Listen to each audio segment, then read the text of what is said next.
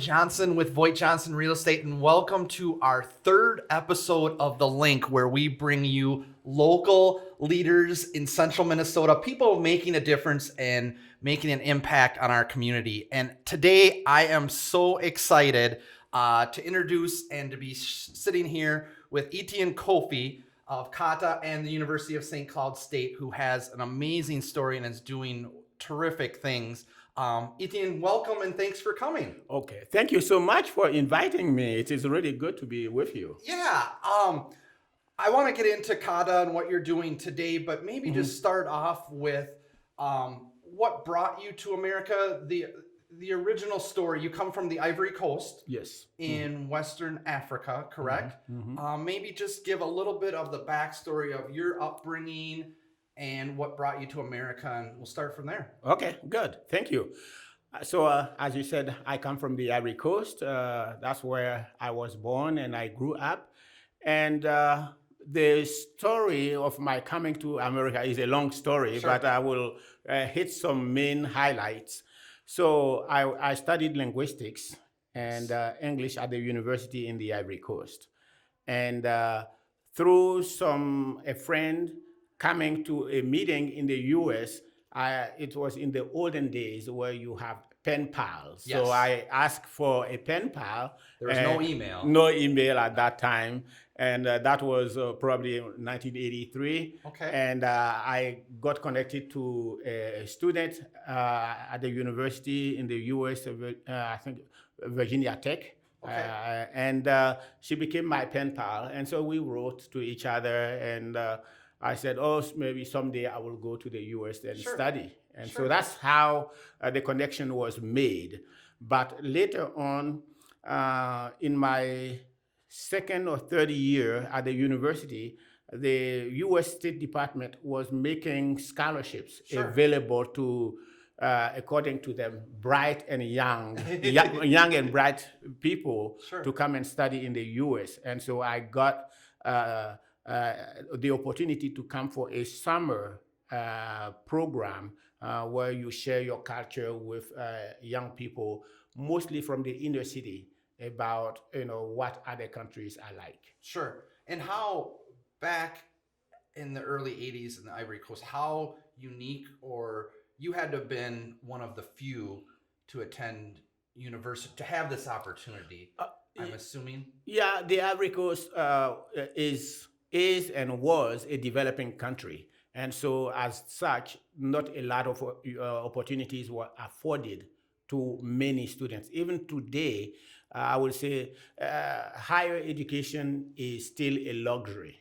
And so I was blessed to have had that opportunity to study at the university and later on to come to the US. Yep. So you have your pen pal here. And what university did you attend initially here in the States?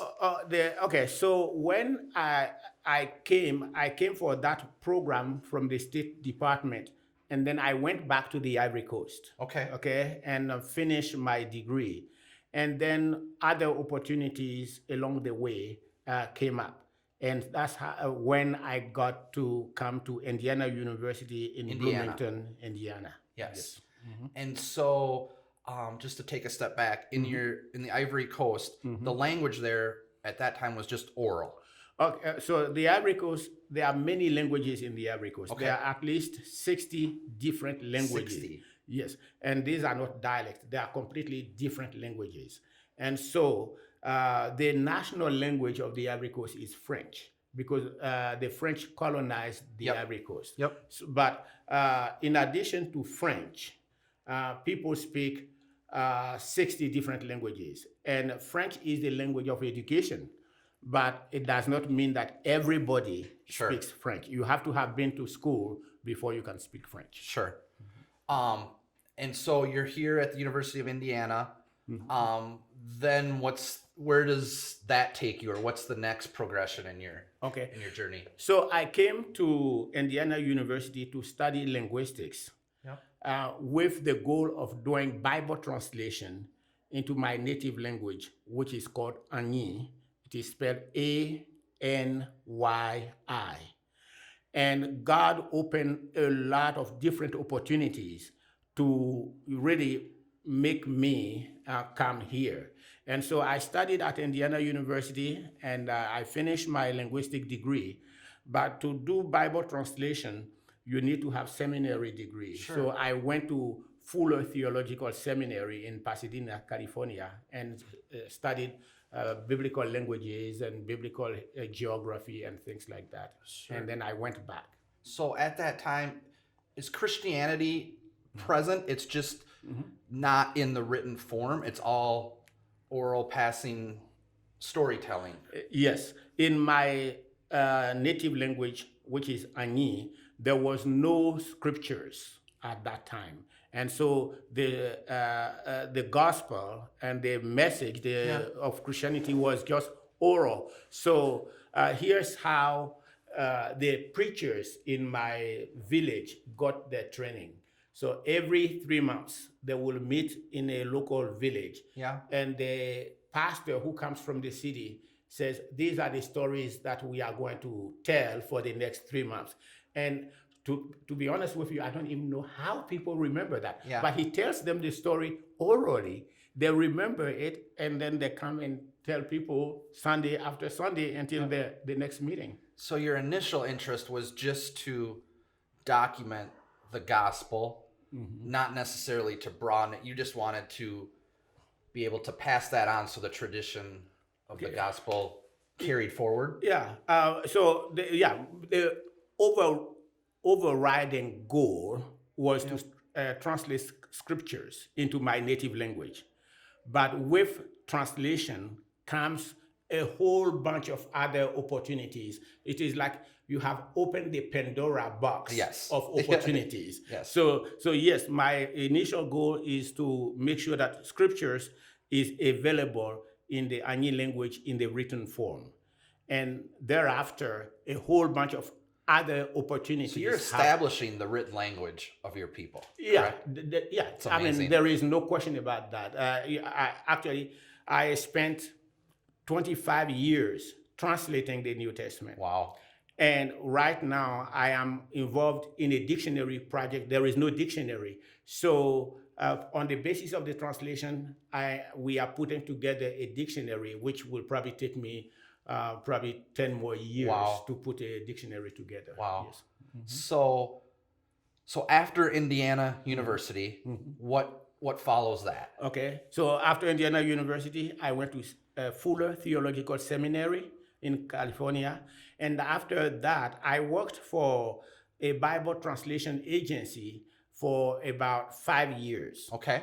And then my contract was finished at that time. So we moved back to Minnesota because my wife is from New Hope. And so I was teaching Did you go back to the Ivory Coast or at all? What was that in between that? Or yeah, I basically almost every year I go back and so. But the actual translation started in 1991. Okay. The dedication of the New Testament happened in 2017. So there were 26 years. So they were not; those were the silent years, but it was not that silent because I was busily doing the translation. Yep. And then in 1997, we started the literacy program, because if you translate and the scriptures are available and nobody knows how to read, you have not done such a fabulous job. So we started a literacy program in 1997 with one village.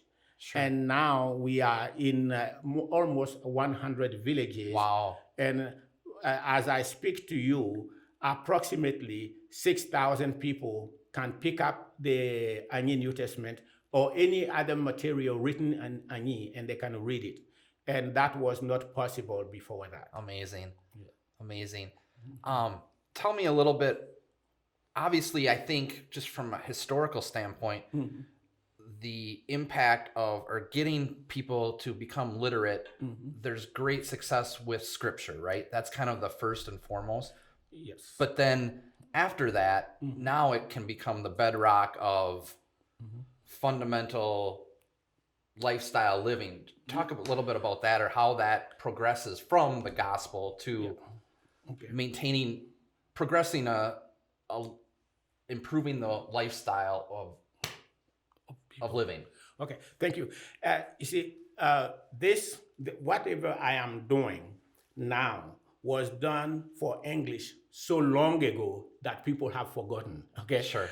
We take it for granted. Yeah, because English was written in the 7th century AD, and but when we take a historical perspective, we know that a society will not change fundamentally if there is no writing. You see, writing allows any given society to accumulate knowledge in a specific place or specific places, which are later on, the knowledge is retrievable. If you have knowledge that is scattered out and it is not retrievable, you don't have knowledge. Or if the knowledge is concentrated in only one individual and that individual passes away, then the knowledge is gone. So literacy allows for the accumulation of knowledge in a retrievable way. And so that is what happened for English. And so we take a historical look and say, okay, this is what happened for English, for French, for China. So let's try to do the same thing. So now that we are doing this and that we have had a literacy program for 20 years, we are already noticing that people are putting their knowledge down on paper. Yeah. And building blocks. It's acting as a building block. Yeah, right? And we are also doing the same thing. We are translating not only scriptures, even though scriptures is our main goal. We are also translating health books. We are translating if we get our hands on really basic technologies, like how to improve farming, how to improve this or that. We are considering right now, our next trip will be to see how we can build latrines in villages, in some villages, so that people, now that they know how to read, you can tell them, okay, these are the health consequences of not having latrines. And it is not like word of mouth. It is written. It is available to them, so they can pick it up and say, oh, this is the reason why we should be building latrines, or we should be doing this health project or that health project. It's much more scalable to develop a greater level of well-being. Yes. It's amazing. Yeah. Talk about, you mentioned latrines, but just the water, right? Yeah. There are so many things that, first, it is hard for a person living in America today who has not gone, so for most people in Minnesota, the most remote areas that they have been to we can't even comprehend. It is the boundary waters, okay? Right. So the boundary water canoe area is probably the most undeveloped place. Okay, and now imagine that a whole bunch of people live there. There is no electricity. There is no running water, and it is a farming community. Yep. And so we want to bring, with literacy, we want to bring those basic elements, so that we can affect societal change in a positive way. Yeah. Mm-hmm. So you're setting up, is schools an accurate word for the children, or what are you building there currently? Okay, so we are not building schools in a traditional sense, because the government has its schools, and they are teaching children in French, but literacy. Because they want to make sure French is still the main language, I'm sure, right? Yes, and then in the Ivory Coast, according to government statistics, 50% of the population is literate. So then you have the other 50% that is not literate. There is no other language that they can use. They cannot use French. They use their own languages that are not written. Yeah. And so our goal is really to reach those 50% and more who are not literate in any other language, and teach them literacy in their own languages.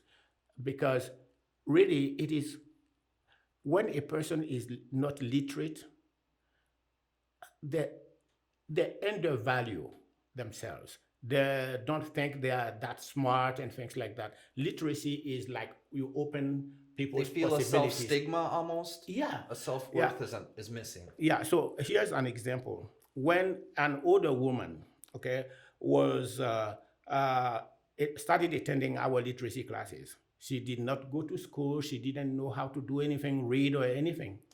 So she went to our literacy classes and she knew how to read. But her daughter, who was in the city, didn't know that her mom has been learning how to read. Sure. So when her daughter came to the village, she got off the bus. Her mom, kind of smoothed the dirt and wrote her name. Oh, wow. And she was so impressed and so proud. That's amazing. So how often do you go back? You take groups from Minnesota back every couple years, every year?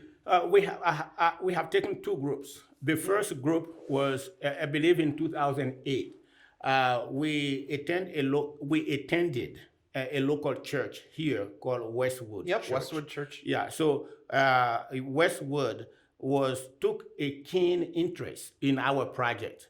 And so in 2008, they made some funds available so that we can build the literacy center, okay? And so the Pastor Steve, and a number of people went with us. They did not know what they were getting themselves into. So we went and we laid the foundation for the literacy center. And a surgeon in town went with us. And he told me, he said, I have never worked this hard in my life, because it was physical labor. Hot, I'm sure. Hot and humid. Yep. We were, we have a wheelbarrows. We were moving rocks from this place to the other place so that the truck that is bringing the sand does not just sink. And so that was his perspective. Now, here is his wife's perspective. She came and told me, take him every time you go, because he lost so much weight. Yeah. So we went in 2008, and then in 2017, we went with another group for the dedication of the New Testament and for other things. For that group, we did some physical labor too, but not as intense as the other group. But I mean, we painted, all kinds of things, and that's what you were referring to. That we were painting some buildings. Okay? You showed up ready to. Yeah, and paint. so we were ready to paint the building, but the painter thought, oh, these white people are coming for photo ops. Okay, so they did not even buy enough paint, and so we about half an hour it was gone. And so I said, why didn't you buy enough? He said, oh, I did not actually think they were going to do it. I thought they were going to stand here, take pictures. I said, no, these are Americans. They are not like the French. Americans like to work with their hands. He said, yeah, I noticed that. Because from their custom, the French, maybe it's a two-tier. Yeah, I mean, the French system, let's put it this way. The people in my area are not used to seeing French people work with their hands. Sure. And so when this group came and they were working hard and they were sweating, I mean, people were just like amazed. So I'm assuming you're very well known when you go back. In my little corner of that place. But I could just see the visual of having, what you've done, developing the language, and your friends kind of chide you and say you're more well known for getting the white person to work with their hands. Yeah, probably, but I think that it is it is almost like, sometimes I joke that probably I do in this little corner I do more public diplomacy more than because people see movies and things like that. They have not had a very immediate contact with an American, and people like when I go back, people remember individuals that have had contact with them very fondly. You know, say, when is this person coming back? I said, you know, so it's really it's all perspective and yeah, getting to know people and what your stigma or what you think of from the outside, never having met. It's amazing. Yeah. I'm still fascinated by, to get back to the language. How many languages do you speak? That I speak, I can really, I'm proficient in 4 languages. Okay, I speak French as much as I speak English. As I speak Anyi as much as I speak French and English. I get by with Spanish. Sure. My wife thinks it is too humble because when I am in Costa Rica or any other Spanish-speaking country, I just hold your own. I just talk to people normally. I mean, if they don't care about my mistakes, I'm fine. You know. So okay. So let's say for speaking 4 languages, I also studied Greek. I don't speak it. I can read some, and I can read Hebrew because I also studied it. So really 6 languages that I can handle pretty well. Yep. Now, to get back to the translation part, you described this to me a little bit beforehand, the oral, the tones and the way you speak words to be able to capture that to a written form. Talk a little bit about that, just the challenges, the nuances, which is a little different than the way you described it, completely different than English. Yes. It's more of a tone-based language. Is that fair? Yes. And so languages are classified into 3 major categories, right? English is an accent language, okay? Japanese is a pitch accent language, and Chinese, Mandarin is a tone language, right? Okay. So Anyi is a tone language. So if you change the emphasis on one vowel, the meaning of the word changes. Okay, for instance, there are 2 basic words. I'm going to say them and tell me if you hear any difference. Allier, allier. To me, no.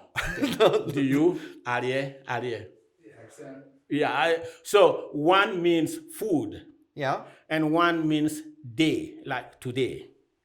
Okay. So in the Lord's Prayer, give us this day our daily bread. Yep. If you do not put the accent correctly, people will read it like, give us our food, our today, our food. It completely messes up. So to translate that to a written... Oh, it is. So to really understand where to put that little pesky accent mark is a problem. And so I had spent, probably about 18 years in the translation. Yep. And I had not yet found the rule for that thing. And so one day I was standing by the roadside and 2 women were going to their farm. Yep. And it was a little hill, and they were talking. And they were talking loud enough, having a good, loud enough conversation for me to capture the tone and the intonation.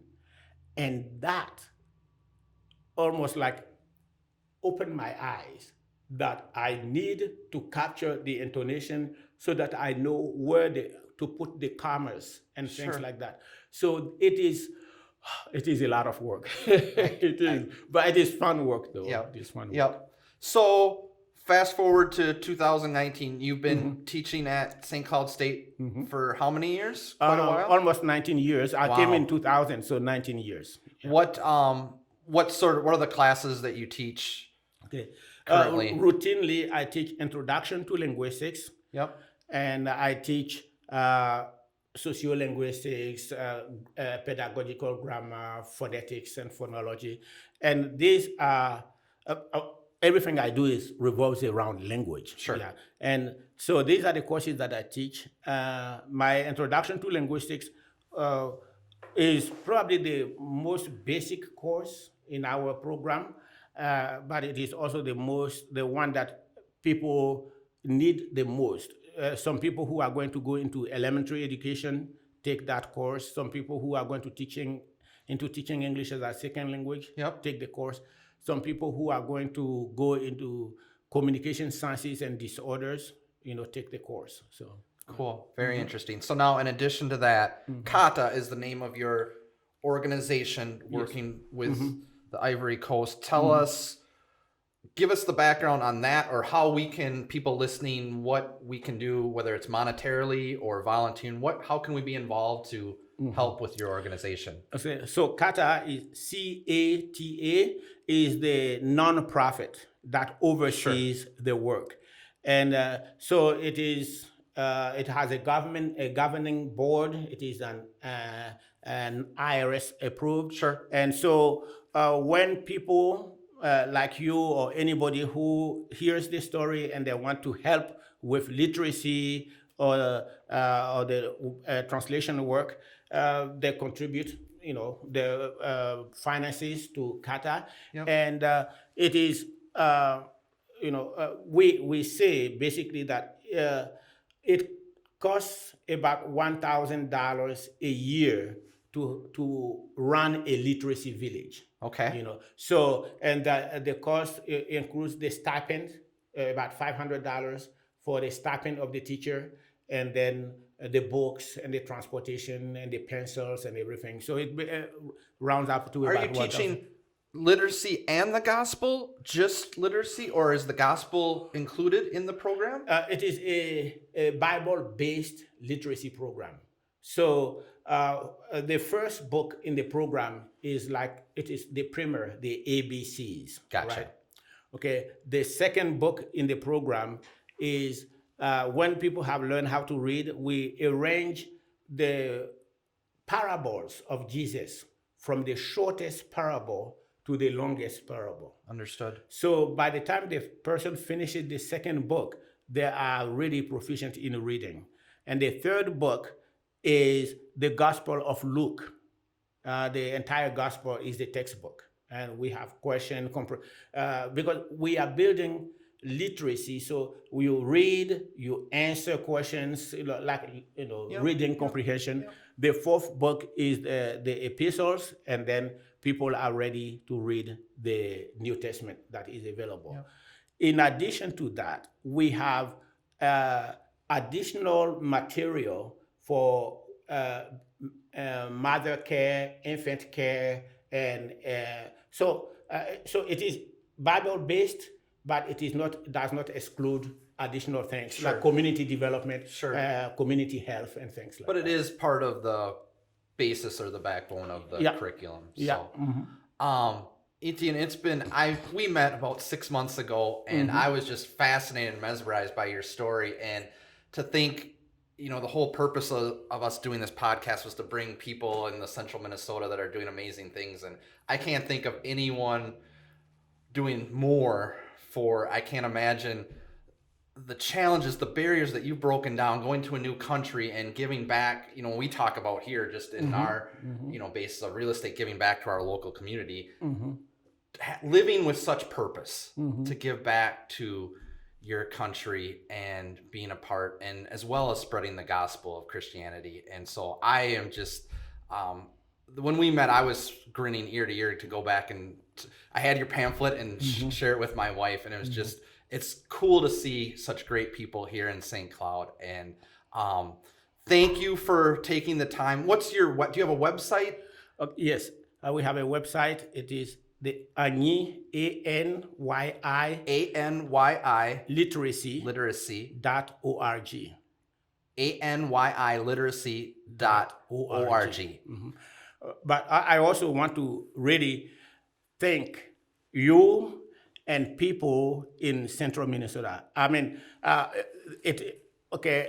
am the visible face of this project. Sure. But my wife, people in different churches. Westwood Church. I don't know. Westwood Church. We are no longer there, but Westwood Church, when we were there, we go to Harvest Fellowship now. Okay. And people, but even Minnesota National Public Radio, Minnesota Public Radio did a program on the Anyi Literacy work that I'm doing, St. Cloud Times. Yep.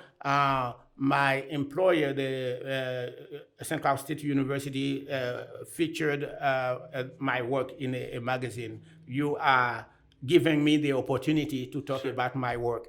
And the people in my community here at St. Cloud have been just gracious and generous. And so I would like to take this opportunity to thank the community too. Absolutely. It's everyone makes this community so well, and just doing these amazing things, it's fun to share. So thank you again for the time. Oh, thank you. And wish you happy holidays. And thanks for everyone listening. ANYI literacy.org. Ettien, thank you so much, and it's been a pleasure. Thanks, everyone. Thank you.